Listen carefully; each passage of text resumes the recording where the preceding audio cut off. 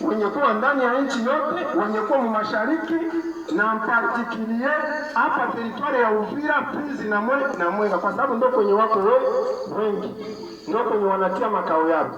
Yeyote mwenye tutasikia mkongomani anasema Banyarwanda Batusi ni Banyamulenge, tunakukamata na funga. Amande yako ni utafungwa siku 13, na kila siku asubuhi fimbo 15, magharibi fimbo 15, na kila siku uko na amande ya 10,000 francs. Leo napigwa fimbo na 10,000, kesho napigwa fimbo na 10,000, mpaka 30,000, 300 fouets, yani 30 jours pardon. Au moins des officiers supérieurs de l'armée burundaise, Major Onesphore Ndayiragije na Major Pascal Ngendakumana alias Faraja sont tombés hier dans des combats contre le M23 au Nord Kivu. Ils ont morts sans la tenue de l'armée de RDC. Au moins des lieutenants ont été tués. Abarundi bakwiriye kwibaza ku iyo ngingo, kuki ari bo M23 ishyira mu majwi, kuki ubwo nirengagije ibyo kuba banaberekana abarundi, basi noneho nimuvuge ko bari aberekana atari bo, ariko mutubwire ikimenyetso simusiga muvuga muti nicyo ngicyo M23 iheraho ivuga ko twifatanya na FARDC. Bitaraboneka ibyo mwandika kuri Twitter ntago byabakuraho icyaha. Ngo au moins des officiers supérieurs de l'armée burundaise, Major Onesphore Ndayiragije na Major Pascal Ngendakumana alias Faraja sont tombés hier dans des combats contre le M23 au Nord Kivu. Ils ont morts, au moins des lieutenants ont été tués. Makuru ari kuvugwa ku rugamba kuko uyu munsi naho imirwano yaramutse ku itariki 5 z'ukwezi kwa 12 igisirikare cya Kongo Wazalendo ndetse n'izindi nyeshyamba bakorana n'abacanshuro bakaba ngo babyutse barasa amabombe ngo kuri zira antene za Mushaki ugana Ruvunda ndetse na Rumeneti.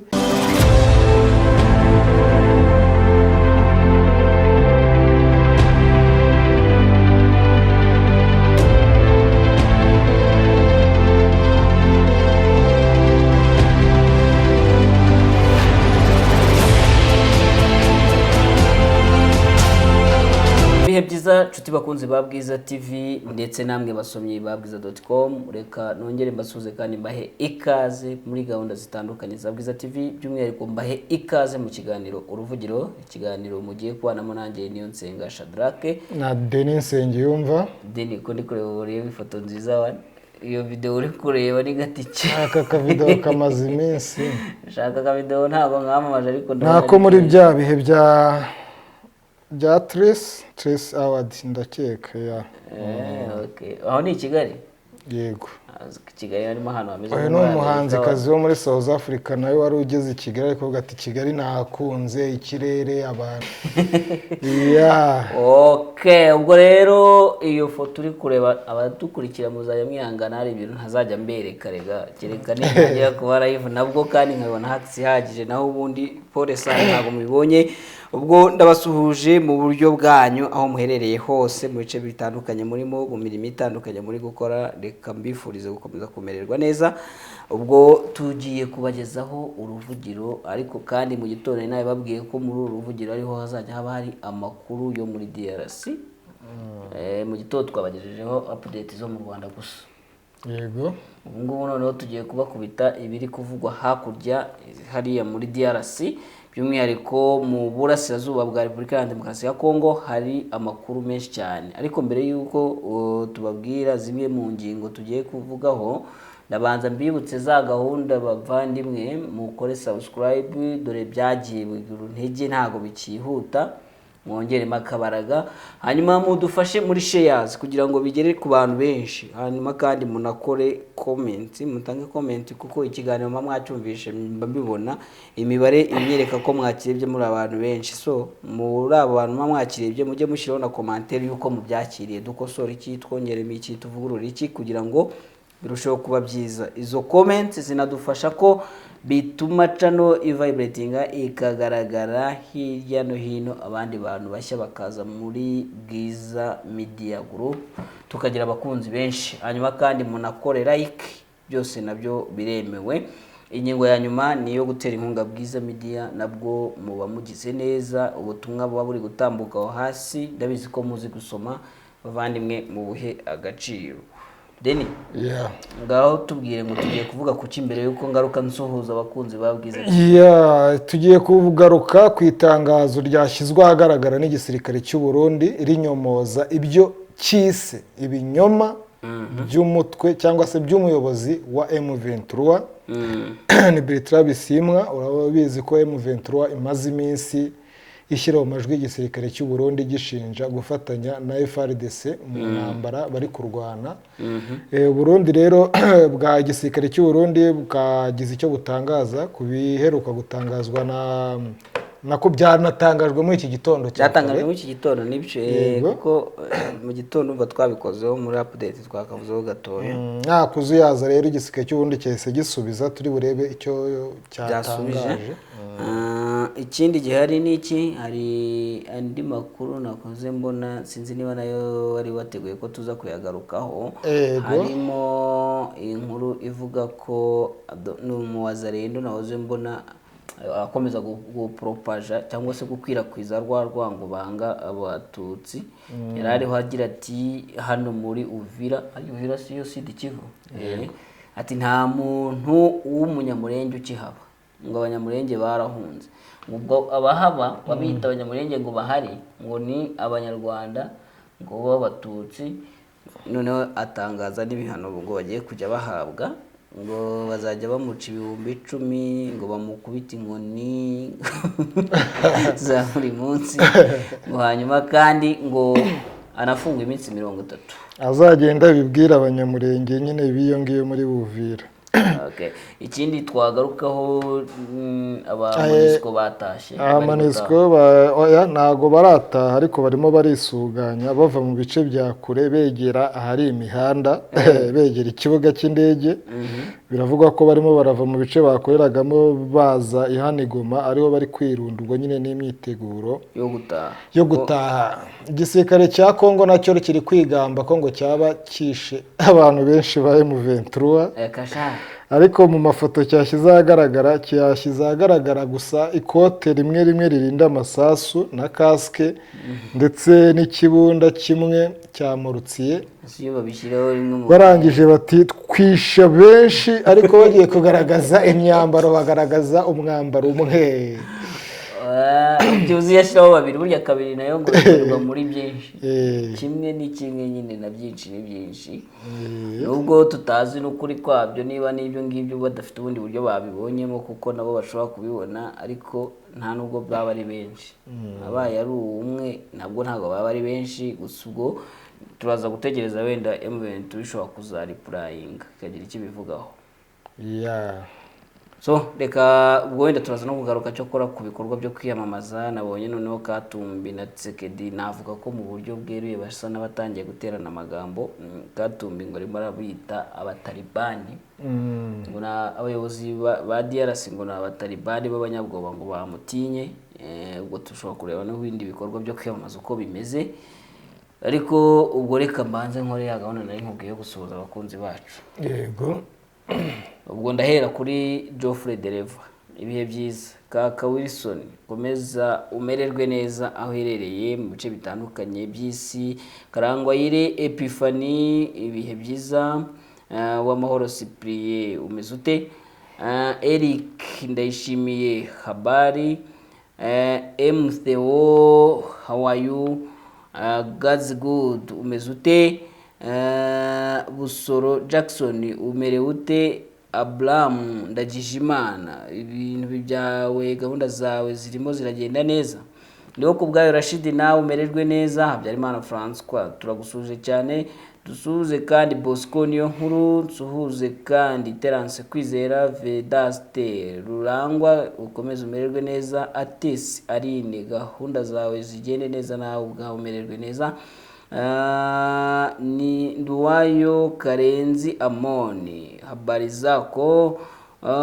Ndashyiraho kandi na Mugisha Wani, gahunda zawe ndazifuriza kumerera neza. Gaspari Ndame, mererwa neza cyane. Ntaganira Shadadi, kireho Sengireto Joseph, kireho Dias Connect, kireho Alex Gasirabo, kireho Rugamba Evariste, ndashyiraho kandi na Jumuiya, Bandari Jumuiya, ndetse n'uyu witwa Emmanuel Bisamaza, n'abandi mwese nsoreje kuri Siboniyo Samuel, n'abandi bese ntagiye bavuza amazina. Gahunda zanyu zikomeze kugenda neza, namwe ubwanyu mumererwe neza. Bwiza TV twongeye turasuje kandi tubahaye ikaze mu ruvugiro rw'uyu munsi. Hanyuma reka tumanuke n'ikiganiro nyirizina, n'ikiganiro ntekereza ko kiza kuba ryohera. Tugiye guhera kuri iyi nkuru. Deni, uriho uravuga uti abarundi bariho barasubiza. Abarundi barasubiza, ariko mbere yuko wenda twinjira ku Barundi reka turebe amakuru ari kuvugwa ku rugamba, kuko uyu munsi naho imirwano yaramutse. Ku itariki 5 z'ukwezi kwa 12 igisirikare cya Kongo Wazalendo ndetse n'izindi nyeshyamba bakorana n'abacanshuro bakaba ngo babyutse barasa amabombe ngo kuri ziriya antene za Mushaki ugana Ruvunda ndetse na Rumeneti, ndetse imirwano ikaba yari irimo irumvikana hagati ya M23 na FARDC aho bita Musongati na Rutobotobo, imidugudu yo muri groupement ya Bashari Kayembe, nk'uko amakuru nyine avuga. Gusa aho bita Marehe na Karenga ho ngo hari ituze, nta kibazo gihari, mu gihe ngo igisirikare cya Kongo kivuga ko kikigenzura kari agasozi kariho za antene ka Mushaki no muri Mushaki centre. Mushaki centre, ni mu gihe amakuru twabonaga guhera ejo bundi, tumva ari uguhera ku cyumweru, yavuga ko M23 yigaruye Mushaki. Nejo ahubwo nejo nibwo twabivuze ko M23 yari ifite Mushaki. Gusa ayo makuru nayo ntabwo avuga ko M23 ifite Mushaki yose ko yakabaye, ahubwo byavuga ko yagose udusozi tuyikikije. Turimo ni 3 antene, ariko hano bari kuvuga ko FARDC ikirimo iragenzura. Ni ahantu ngo habaye urugamba rukaze cyane, ni muri Mushaki. Ingabo z'abarundi nyinshi ngo zagize uruhare muri runo rugamba, ndetse nyinshi zihata ubuzima, izindi zirafatwa n'ibikoresho byazo. Haturutse yasaga n'ubundi yabo. Yego. Ngo bahise bahungira muri bagenzi babo muri EAC. Donc bari abagiye ku masezerano ya Sekedi na Ndayishimiye. Ubwo rero bagezeyo barakubitika ejo nyine. Bakubititse ngo bariruka birukira mu birindiro bya bagenzi babo bari muri gahunda za EAC, bari mu butumwa bwa EAC. Ubwo rero niho hahise haturuka biriya byo kuzinduka uyu munsi, noneho bose bamanuka bimwe. Ndatekereza ari Bertrand Bisimwa wabishyizeho. Yego, Bertrand Bisimwa nawe ni ikintu gisa nk'itangazo ariko rirerire yasohoye. Yavuze ati abasirikare b'u Burundi bo muri Aircraft bagize uruhare mu mirwano, bari kugira uruhare mu mirwano irimo kuba, ni nkaho isa nkaho ari umutwe w'iri tangazo. Noneho akomeza avuga ati dans les offensifs nous imposés actuellement par la coalition du régime de Kinshasa, le contingent burundais de la force régionale de l'EAC a rejoint les unités de l'armée burundaise relevant de l'accord bilatéral entre le Burundi et la RDC et engagé au combat contre le M23. Iki gika cya mbere akavuga ati mu mirwano dukomeje gushyirwaho n'ihuriro ry'ubutegetsi bwa Kinshasa, ati ingabo z'u Burundi zo mu mutwe w'ingabo z'akarere ka EAC zifatanyije n'ingabo z'u Burundi zaje mu rwego rw'imishyikirano hagati y'ibihugu bibiri, hagati y'u Burundi na Kongo, hanyuma biza mu ntambara yo kuturwanya M23. Barakomeza bati, arakomeza avuga ati désormais les forces de défense nationale du Burundi font corps avec la coalition des forces du régime de Kinshasa et combattent à ce moment la RC /M23. Aravuga ati rero ubu ngubu aho bigeze, ati ubu igisirikare cy'u Burundi rwose kirimo kirafatanya ukuboko ku kundi n'ubutegetsi bwa Kinshasa mu kurwanya M23. Yabanje kuvuga yahise nyine kiriya gisirikare cya M23.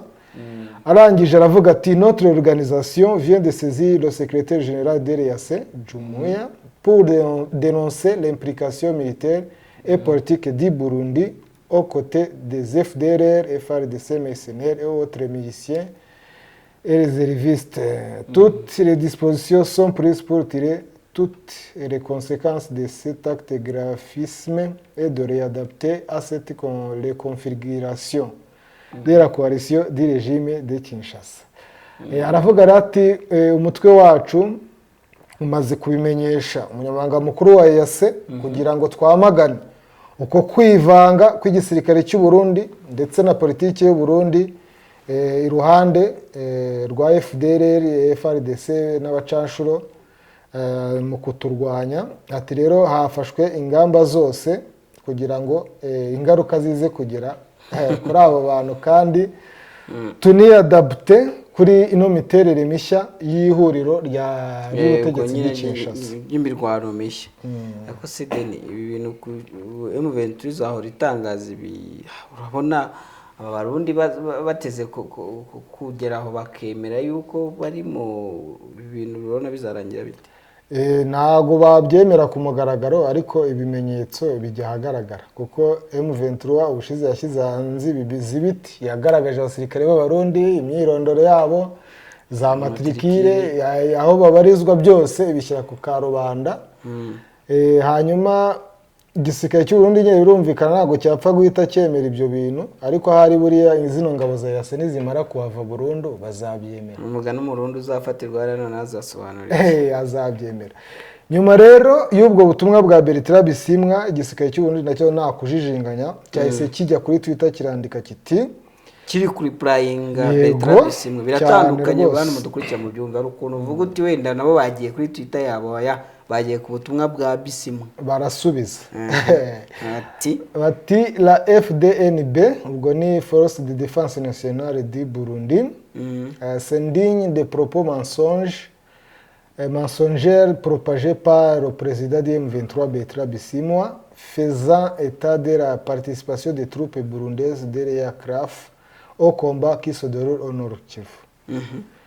Ahanga bakaba bashatse kuvuga bati igisirikare cy'u Burundi cyabajwe n'amagambo yo kubeshya y'ibinyoma ari gukwirakwizwa na perezida wa M23 Bertrand Bisimwa, agaragaza ko ingabo z'u Burundi ziri kugira uruhare mu mirwano ibera muri Kivu y'Amajyaruguru. Barongera bati les positions tenues par le contingent burundais de l'EACRAF sont connues et les troupes du dit contingent ne les ont jamais quittées pour combattre. C'est un fait verdict et vérifiable. Semeruka hari abahuye Gicanga bamaze kwitwikiraho ibirindiro bagacahora kuvuga ngo baracyari mu birindiro bari bahawe. Hano yavuye ati rwose ibyo ni ukubeshya, ati ingabo z'u Burundi muri uriya mutwe wa EAC, ati inshingano zazo zirazwi, ati kandi izo ngabo nta na rimwe zigeze ziva muri pozisiyo zabo ngo zijye kurwana. Ati uko ni ukuri ushobora kugenzura. Arongera, ubwo ndavuga umuvugizi ibyo byose niwe wandikaga buno butumwa, ati les troupes burundaises de l'EACRAF restant ce jour sous le commandement de l'EACRAF. Cependant, comme par ces allégations, le M23 affiche ses intentions belliqueuses contre les troupes du dit contingent. Celui-ci prendra des mesures nécessaires en cas d'agression. Buri wese arashaka kuzabesha undi ngo uyu niwe waduteje aggression, ngo niwe wakoze agression, kuko bose urumva ko bari kwitana ba mwana. Ahubwo hano wumvisha ikintu Burundi kino gisirikare cy'ubundi kivuga, cyavuga ko ukurikije nyine ibyo birego bya M23 ngo bigaragaza intention ni nyine ko bashobora kuba bashaka kubatera koriteri izo ngabo, atariko izi ngabo nazo zizafata ingamba zo guhangana nibaramuka batera baduteye. none nyine niho nakubwiye ngo barashaka kugira ngo nibatera bazabeshye ngo batewe cyane birashoboka. barashaka ubwo avuze gutyo agasoreza kuri ako kantu, aho hantu harimo tena aragira ngo gihe bazamanuka bo nk'abarundi bagatera M23 bazahite bavuga bati twari twabivuze ko nimudutera tuzafata mesures ziri necessaire. Kandi ibintu ubwa kabiri igisirikare cy'u Burundi kibivuze kuri M23 na cyagiye berekana bari abasirikare barabihakanye. Nubwo barabihakanye ahubwo bavuga ko M23 ishaka kubajyana mu ntambara, ndetse bavuga ko batazakomeza kwihanganira ibirego cyangwa icyo gihe babeshinjaga M23 ngo kwitambika imodoka zabo, ariko yanazitambika yari yakibujije imodoka cyari kijyanye ngo ibiryo. Ati rero niba bakomeza ibintu ntabwo tuzakomeza kubyihanganira, nibiba ngombwa tuzakuramo imbunda. Ikintu ndi kubonamo hano abarundi bakwiriye kwibaza kuki ari bo bashinjwe, ko hari abagande akaba abanyakenya nubwo baherutse kwitahira, kubundi bose ubwo baragiye nubwo bashobora kuba baracyari kugenda. Hakaba na South Sudan, mwebwe barundi nubwo muri guhakana ibi kuki ari mwebwe M23 yibasira ako kantu bataragasobanura ngo bavuge isano iri hagati yabo nk'abarundi na FARDC n'abambari bayo, ikibazo kizagumaho. Bibuke ko Bertrand muri press conference yanavuze yuko ngo ubwe yimanukiye akajya kureba Neva, kandi ngo Neva akamubwira yuko ngo impamvu ya M23 bayumva ngo ko ariyo mpamvu badashobora kwifatanya na FARDC. Bertrand icyo gihe yaravugaga ati ahubwo twatunguwe no kwisanga bari ngo baturasaho. Icyo gihe nyuma hahise hasirikira akantu sinamenye niba ari bwo yari akikavuga cyane niba karavuzwe mbere yaho bavuga ko Neva yemeye ko ari umubeshyi. Niba bavuga ati jiwe nta muntu ndusha kubeshya, ati ngiye kubeshya ni ibintu nzi, bigatekerezwa ko nyine rero nawe yaba yaranabeshye Bertrand Bisimwa, ndetse ko bari n'abandi bari kubihuza nyine nuko yaba yarabeshye Nkurunziza uwo yasimbuye, byo ntiwabitindaho. Ariko abarundi bakwiriye kwibaza ku iyo ngingo, kuki ari bo M23 ishyira mu majwi, kuki ubwo nirengagije ibyo kuba banaberekana abarundi basi noneho nimuvuge ko bari aberekana atari bo, ariko mutubwire ikimenyetso simusiga muvuga muti nicyo ngicyo mbere tubiheraho ivuga ko twifatanya na FARDC. Bitaraboneka ibyo mwandika kuri Twitter ntago byabakuraho icyaha cyo kuba mukora unprofessionally. Ubwo ndumva ari ibyo. Indi nkuru ahubwo nye tukiri ku barundi nuko hano hari inkuru ivuga yuko ngo warundi mu koloneli wabo waryamiye ukuboko kw'abagabo, yaba yaguye mu mirwano cyangwa ni mu mirwano ngo alors que les forces burundaises de la CLAF sont désormais en première ligne dans la guerre contre M23. Des sources burundaises me parlent de la mort de notre officier de la FDNB, le major ntabwo colonel, le major Ndayiragije qui aurait succombé hier vers Mushaki. Succombé ubone ugupfa nyine waguye ejo hashize nibwo yavuye Mushaki nyine urumva ko nabyo kuko habereye imirwano. Akavuga ati l'info a été partagée par un canal radio d'unité FDLR. Byatangajwe na radio FDLR ibaho se burya radio FDLR wasanga zimwe zo kuri YouTube nyine. Si sa mort s'est confirmée, le fait que ce soit le FDLR qui alerte la perte de ses soldats peut être une preuve depuis que ces Burundais collaborent bel et bien avec ces forces génocidaires rwandais sur terre au Nord Kivu. Ati niba rero biramutse byemejwe wanditse ubutumwa ariko yavuze niba biramutse byemejwe ko no mu majoro yaba yaraguye imushaki ejo yitwa Ndayiragije, kiraba ari ikindi gikorwa cyemeza ko aba kuko urumva nyine byatangajwe na radio FDLR. Ati babivuze ko aba genocideri bashinzwe gukora genocide mu Rwanda bakorana no Burundi, kuko urumva ntimwamenya ko hari umuntu waguye ku rugamba atari mugenzi wanyu. Ubwo rero niba koko byemejwe ko yaba yarahaguye, biraba ari ikindi kimenyetso. Gusa uyu yamaze no gushyiraho ifoto yiwe, nguyu uwo bivuga ko yaba yaguyeyo, uyu niwe majoro Ndayiragije ubwo ni amakuru akiri muri biravugwa ariko ushobora kuba konfirime cyangwa se bikaza guteshwa agaciro mu minota wenda iza gukurikiraho twazabigarukaho biramutse bitabaye konfirime. Ndumva ari ibyo ngibyo kuri iyi ngingo. Tukiri kuri FARDC uwo bita Lieutenant General Padiri Burenda David nawe yamaze guhabwa izindi nshingano, yagizwe umuhuzabikorwa ku rwego rw'igihugu rw'abareservistes cyangwa inkeragutabara za Congo, naho bita General Major Mayanga Makishuba Janvier. Uyu nguyu ngo yagizwe coordinateur national adjoint en charge de l'organisation de renseignement, nyine ni umuhuzabikorwa w'igihugu wungirije ushinzwe gutegura charge de l'organisation et de renseignement, ushinzwe nyine imitegurire n'ubutasi. Naho General de Brigade Godas Nsumpa Emery yagizwe umuhuzabikorwa wungirije ku rwego rw'igihugu ushinzwe recrutement na mobilisation. Yaba ibyo byose nyine ni muri kino gice cy'abareservistes.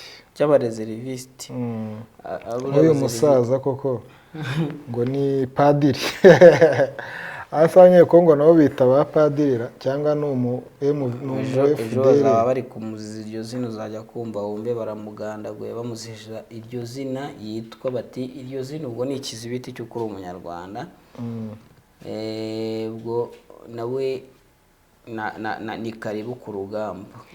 Nukuvuga ngo bano bagabo bano bajenerali tuvuze barimo Mayanga we wakunzwe no kuvugwa cyane mu bwicanyi bukorerwa i Masisi, nibo bagiye kuyobora Wazalendo. Wazalendo so bareserviste. N'abareserviste oya. Sasa umvasha. Babahaye stati rwose baranditse mu itegeko nshinga. Gukina ntuzabakinisha. Bafite stati y'abareserviste rwose. Sure. Hanyuma uyu mugabo bita Mayanga nimba koko ari byo ngo yahoze ari umwe mu bantu bo muri CNDP. Bakibaza ati se umuntu wahoze muri CNDP mwe mugiye guha CNDP ari ubwo M23 ya mbere yuko yitwa M23 ntabwo ari CNDP nyine yaje kuvamo za M23. Okay. Ni ibyo ngibyo uvuze ku bantu uza niyo mpamvu narinje ku mashini yawe kuba Wazalendo ko ari abareserviste. Ubwo niyo mpamvu uyu mugabo ari kuvuga gutyo. Kamanze mukumvisha badukurikira se. Nari namubabwiye ariko no Wazalendo dango no Wazalendo yitwa Rene Itongwa. Arimo arawaninga abantu z'abatutsi bo muri Sud Kivu ngo biyita abanyamurenge ko ngo bazahura n'akaga kubera yuko ngo atemera ko hari hakiriyo abanyamurenge. Ati abanyamurenge barahunze abaraha na abanyarwanda bahinduye amazina. Reka manze mbubumbishe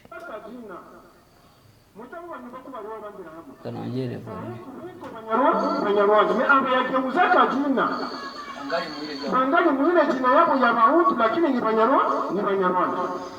Lakini wenzetu Watusi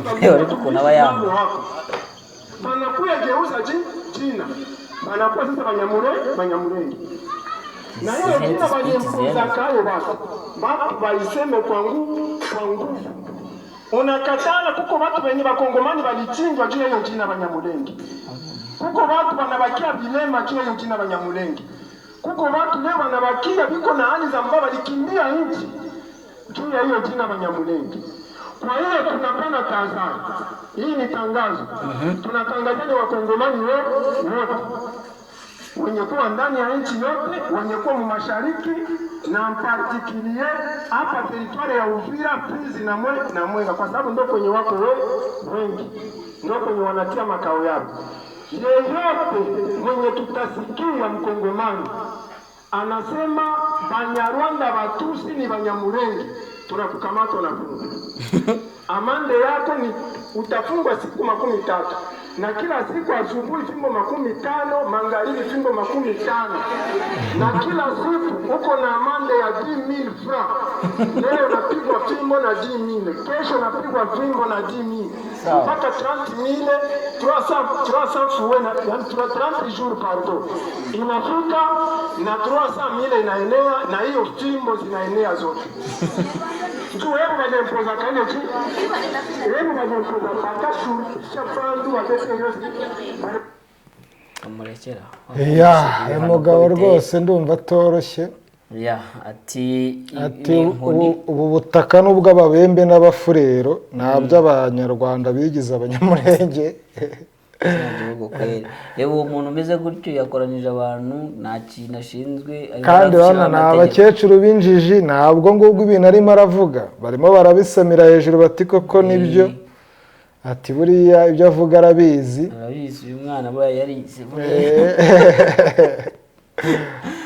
iki gihugu koko. Ngewe ikintu kiri kumbabaza, ibyo bihano ashyizeho buriya hari itegeko ribiteganya ngo iminsi 30 n'ibiboko 100 kongeraho amande ibihumbi 10 ngo di fra Kongo nyine mu 10 by'amakongomani n'inkoni 100 n'igifungo cy'iminsi 30. Ibyo bintu ugazajyanwa mu ihegereza, afite leta ye gereza yese hari ubutabera buhaba, minisitiri w'ubutabera ubanza wese afite ubutabera mu gafuka kiwe. Muri Kongo buri wese agenda n'ubutabera mu ikote rye, ubwo nyine yabukuye amahita butanga.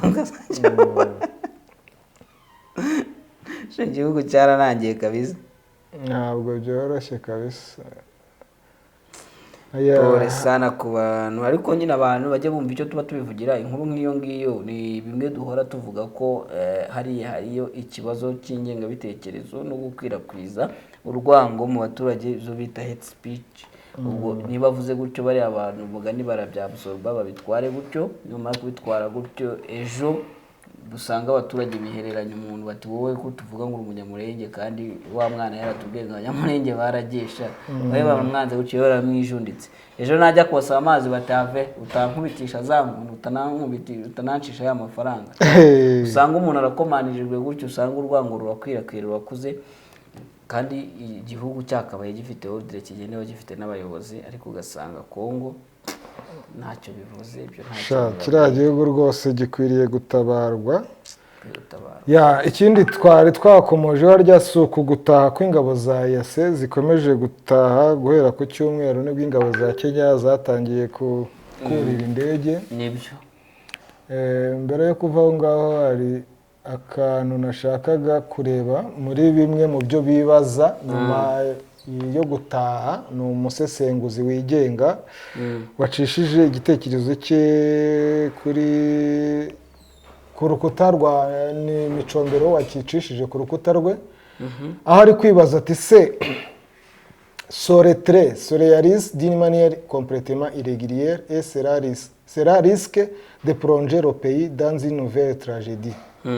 Uyu we aravuga ati kuno gutaha cyangwa gusubira inyuma kw'ingabo za yase ati birimo birakorwa mu buryo budasanzwe. Ati kandi bishobora gushyira igihugu mu yandi mahano mashyashya. Akongera ati ikindi une commission devrait être mise en place pour savoir si le nombre d'hommes et armes qui sont entrés au pays sont en train de sortir. Ati hagakwiye kuba hariho komisiyo ikwiye kugenzura nimba umubare w'abasirikare n'ibikoresho byinjiye ari byo birimo birasohoka. ari kugenda byinjiye kugenda bike. Wenda ubona ari kuvuga ati wasanga abasirikare bamwe bashobora kuvuga ngo baratashya abandi bakabagobyorera muri M23. Dore ko bakunze gushinja abanyakenya gukorana cyangwa korohereza M23. Hanyuma arongera avuga ati cette force qui était venue appuyer la RDC devrait laisser ses positions au FARDC, mais comme elle est venue appuyer le M23, elle est en train de laisser les positions et des armes au M23. So wumva bimwe navuga aravuga ati zino ngabo zaje gufasha Kongo, tizakakwiye gusigira ibirindiro FARDC, atariko aho kubikora zibisigira, atariko kwa ko zaje gufasha M23 zirimo zirasigira ibirindiro n'intwaro M23. iryo sinzi niba afite ikizibiti cyangwa ikimenyetso kibihamya. Hanyuma indi ngingo ya nyuma ati avant le déploiement de la SADC, sa mission principale soit sondée en RDC devrait être bien connue par les Congolais pour éviter la même chose avec EAC. Uyu rero hano akongera ati kukoza kw'ingabo za SADC ati ubutumwa bwazo bw'ingenzi cyangwa bw'ibanze igihe zizamara muri Kongo byagombye gusobanurirwa abanyekongo bose kugira ngo hirindwe ko haba nk'ibyabaye kuri zino ngabo za EAC. Ubwo ari kuvuga kuri SADC. Ya, ni ukuvuga ngo SADC hari bamwe mu banyekongo babona ko nayo ishobora kuza aho kugira ngo izijya kurwana na M23 nayo ikaza ijya hagati y'abarwana nk'uko na EAC byagenze. Ibihugu byose biri professional ntabwo ushobora kuza ngo ubone reka mbikubwire gutya. Reba DRC amahanga yose ayexija ibiganiro babwira ko ibibazo biri muri Kongo bizakemurwa ibiganiro, kandi ni mu gihe kubera ko iriya ni guerre civile, ni intambara abaturage b'igihugu. Nibyo DRC bibeshya ngo cyatewe n'ikindi, it is not proven, ntabwo bashobora kubigaragaza. Niba rero badashobora kubigaragaza ntabwo ushobora kubwira igihugu nka South Africa, ibihugu biri professional bizi icyo amategeko mpuzamahanga ateganya ngo nibize birase abene igihugu bari mu gihugu cyabo, bari kubajyana he? Kandi bakubwira bati ahangaha niho gakondo yacu iri, icyo tuhashaka ni umutekano ni amahoro, nicyo turwanira. Ntabwo rero nzi ko nanjye buriya rwose nakunze kubyitegereza, nanareba kuri amasezerano ya SADC mbona harimo tu challenge ukuntu naga bisobanuka neza ko baje kurwanya mu bintu turuwa. Mbona SADC ishobora kuzaza bari bibeshye ko ije kurwana bikarangira itarwanya, kandi bumvise ko n'abarabina ariko bavuga cyane. Ndumva ari Bosco hari hoza bivuga ati bari kuyibeshya SADC ishobora kutazarwana. Ko ntabwo byumvikana ukuntu SADC ishobora kuza bakaza bakarasa M23 barashaka kwijya he, bazabisobanura bate? Kandi n'amahanga arabwira Kongo bati jya mu biganiro nabo bantu wumva icyo basaba ubahereza ibyo bashaka kuko na abaturage bawe yarabyanze. Ubwo rero harimo akabazo byose, harimo akabazo. SADC arya ngo izaza ku 8 umunani nibwo zino ngabo za EAC zigomba kuba zavuye muri Kongo. Bazambwira ngo nayo nibwo izahagera. Ubwo nyuma yazo nyine nibwo SADC izahita iteza. Reka tubazaze turebe niba bazi. SADC rero izije kurwana yari kuza nk'u Burundi. Ubona kuri Burundi bwaje mu ibanga rikomeye. Tukumva M23 iri gutangaza iti turi kubona abantu bambaye bavuga ikirimi cy'u Burundi, twabafata bakatubwira matrikire zabo ko ari indundi na barundi, turi kurwana n'abarundi mu bibanga nk'iryo. Nuko nguko SADC yari kuza yibije ije kurwana na M23. Ntabwo byari gutangazwa ngo wewe officially ngo haje SADC ije kurwanya M23. Ntabwo ibyo bintu bibaho kuko ntabwo yasobanurira isi. Leta Zunze Ubumwe za Amerika zabwiye muganire, Ubufaransa muganire, ibihugu byose EU European Union bababwira ati muyoboke mu biganiro na M23 bakabyanga. Ntabwo wowe SADC ushobora kuzamuka ngo urase abo bantu. Hanyuma se buriya SADC niramukije nyine ikamera nka EAC, Kongo izabyifatamo gute? Noneho izajya guhamagaza abahe abamarayika. Reka nse nkuyigiriye inama, uretse ko nanjye ntifuza ko ibintu bigomeza kuba birebire, ariko ubuhawundi erere yabayeho niyo kubinyuza muri SADC. Yagenda akiganira na South Africa nkuko yaganiriye na Neva, abwira ati mpa ku bahungu bawe ndabizi bafite n'igikoresho bazi no kurasa, byari kumvikana. Agiye akaganiriza buri gihugu ukwacyo n'ikindi ukwacyo, icyabyumva kikumva koze yiwe cyabamuha, ikitabyumva nticyabamuha. Ubundi nta n'ahantu ngewe nigeze mbona umuryango uza kwinterivona mu bibazo by'abaturage kuri ruriya rwego nguze n'ingabo zize kurasa. Ingabo z'imiryango zagiye zitabara mu bihugu bimwe na bimwe zigiye mu kurwanya abajihadiste bahiritse ubutegetsi, n'abahiritse ubutegetsi zijya zibakoraniraho nyine zikabakuraho zigasubizaho abategetsi bariho, ariko kuza ngo zije kurwana na rebellion iri mu gihugu bizagorana. Ntabwo byoroshye. Nako SADC ntabwo nzi ko yakora iryo kosa. Nirikora ikaze kabarasa nayo n'ubundi bizaba kwa kundi izisanga iri kuyoberwa igisubizo cyanyuma, kuko buri yaro uvuga uti ndaguhabuje ndakurangije ngaho noneho manika amaboko.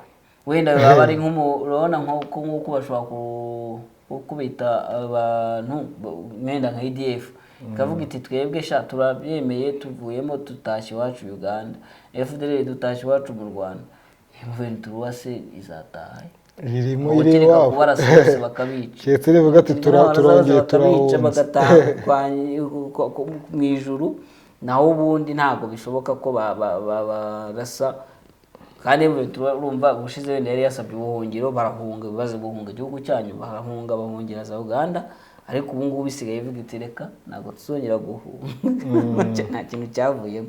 Ubwo rero urumva ko Sadek ntabwo yabikora rwanza, nibikora hazashya cyo gukora, nibikora ishobora guteza intambara y'akarere yasize irangabo zirimo zirataha zigakebuka zabigarutsemo, ukabona akarere ziragatwitse, kandi sinibaza ko abantu bakuru b'ibihugu bo muri kano karere nabo babyemera, ahubwo bashobora kuziha amasaha ati nimutatuvira mu karere ahubwo nitwe turi bubirukane by force. Ni icyo ngicyo twategerezamo, naho ubundi byo kuvuga ko Sadek izaza ikabarasa byo simbizera pe, izaza ihagarare hagati ibungabunga amahoro, igiye kumva yumve rero n'ubwo iri kubungabunga amahoro urusasu ruri kuvuza ubuhuha n'ubundi bicange bavuga iti wigo turigendeye, ntabwo ibyo muri iki gihugu twabishobora, cyangwa nayo abakongomani batangire bayamagane nk'uko bamaganye MONUSCO banayirukane nk'uko birukanye abakongomani se ntubaze.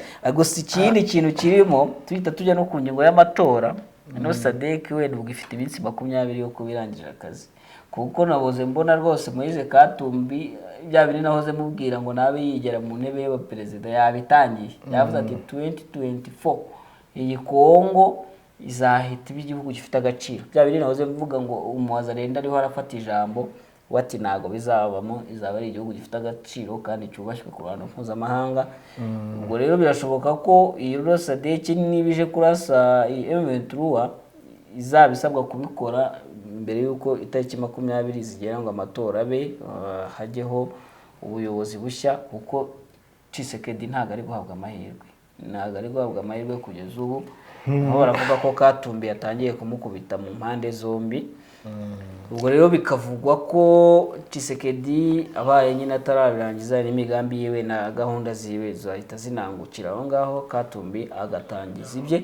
Wabonye Katumbi ejo yarari aho bita muri Sidi Ubangi ntara imwe mu zigize Kongo. Hariya rero ho yabwiye abaturage be ko rwose abaturage nyine baba bagiye kumva mitingi ye ukuntu yiyamamaza, bati ngewe nzaba perezida utagira umushahara. Ntabwo azajya afata umushahara wa perezida. Umuntu uriya mugabo urakeneye umushahara uriya, ashobora kutabona uwo mushahara ariko izindi opportunity yabona nk'umu businessman zikishyura uwo mushahara. Ibyo ni ubuhenda abana rero ntabwo akunze Kongo cyane kurusha umuryango we, ntabwo byo bishoboka. Ubwo rero yavuze ati rwose ngewe ntabwo nzaba nsaba umushahara w'umukuru w'igihugu, ati kandi uduhimbaza musyi tw'abadepite tuzagabanyuka, ahubwo twongera umushahara w'abapolisi, abarimu n'abasirikare na bamwe mu bakozi ba leta. Ubwo binahura n'ibyo yahise nyine ashyira kuri Twitter aho yashyizeho ko abayobora DRC ngo ni abatalibani b'abanyabwoba, ngo bari kumutinya. Ubundi abatalibani ni bari abagabo muri Afghanistan, abateroriste ati nabo ni abanyabwoba bari kuntinya, ariko igihe cyabarenganye bitarenze 20 z'ukwa 12 iyi Kongo ndayishyira ku murongo. Ubwo ahanini abari gusubiza Tshisekedi kuko niwe ukunda kuvuga ko DRC ngo yatewe n'u Rwanda, akavuga ngo na Katumbi ni umukandida w'u Rwanda, mu buryo avuga ko nyine atari umunyarwanda. Ubwo rero uyu Katumbi arimo aravuga ati aba bantu ni abahezanguni b'abatalibani kandi barantinya, kandi barantinya kuko bazi neza ko ninjira mu butegetsi ibintu byabo bizajya ku iherezo. Akavuga ngo ubutegetsi bwabo nubwo bita kadiyosha rero ngo bari ubutegetsi burimo akantu ka kitu kidogo bakaba burimo no kubeshya bya hato na hato. Ati rero bari abagabo bafite ubwoba bw'uko ninjyamo ubutegetsi bwabo buzaba burangiye. akavuga ko rero ngo we icyo azitaho ari ugushyira urubyiruko kuzarushakira akazi ndetse agatuma rwubahwa ndetse n'igihugu kikubahwa kikanagira agaciro ku ruhando mpuzamahanga. ubwo niko ari kwiyamamaza. Tshisekedi we sinzi aho aheruka kujya kwiyamamaza, ndabona kampeni ziwe zaracitse intege, Katumbi bibanza yaramuriye hose no mu ntoza no mu bitangazamakuru. No mu bitangazamakuru Tshisekedi ntabwo akiri kugaragara, aho yiyamamarije ntabwo bivugwa nk'uko ibyo kwa Katumbi bivugwa. ubwo rero ariko binajyanirana njye n'ibindi navuze abandi bakandida bo rwose ngo namuhaye zo kwidepurasa ngo bagire aho bajya rwose ngo ni ikibazo. niyo mpamvu utanababona benshi, ubona abo ngabo nyine b'ibikomerezwa ba Katumbi ba Gisegeti ba Fayulu nawe wabonye ejo ahantu yageze umuhanda ukamucikiraho bikangombwa ko asunika imodoka. ni ibibazo. ubwo nyine utifite we rwose nta nubwo yakora kampanye no mu ntara n'ebyiri. wa mu majoro naguhaga urabona ko nta mpirimbanyi y'abarundi iri kumushyiraho ngo Omwe des officiers supérieurs de l'armée burundese Major Onesphore Ndayiragije na Major Pascal Ngendakumana alias Faraja sont tombés hier dans des combats contre le M23 au Nord Kivu. Ils ont morts sans la tenue de l'armée de RDC. Au moins des lieutenants ont été tués.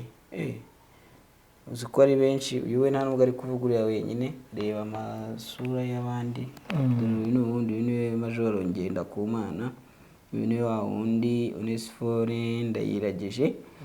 ubwo rero bose bakaba ngo baraguye ku rugamba bahanganyemo na M23.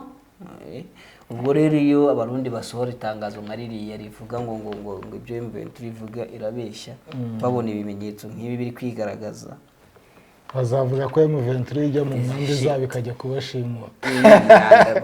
najye bashyikira aho ngaho. nacyo cyaba ari ikibazo, ariko babinjirana gutyo bakabatwaramo abantu. si ibyo bibaho, ahubwo byarutwa nuko bavuga ko barwanye. nibarekera aho ngaho bemereye yuko batsinzwe. ubundi iyo umuntu yagutsinze muri politike akagutsinda ku rugamba uremera, ibindi baba barimo ndumva ari ukukabiriza bidashinga. Ese ibyo si ibimenyetso bigaragara, amazina niba ari kugaragara y'abantu muraho murahakana gusa ngo barabeshya se ukuri n'ukuye tanga ukuri. ubundi nabikubwiye, niba batagaragaza n'ukuri kwabo ngo bavuge igituma turi bashinja, nta kintu bari kuvuga. dusoza ikiganiro.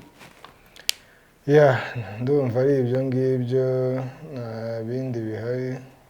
bindi bihari gusa updates zo mu Rwanda wenda gato twababwira nuko James Cleverly ni minisitiri w'umutekano mu Bwongereza ari mu Rwanda. biteganyijwe ko bashyira umukono ku masezerano avuguruye yo kohereza abimukira bagera mu gihugu cy'Ubwongereza mu buryo bunyuranyije n'amategeko bakazanwa mu Rwanda.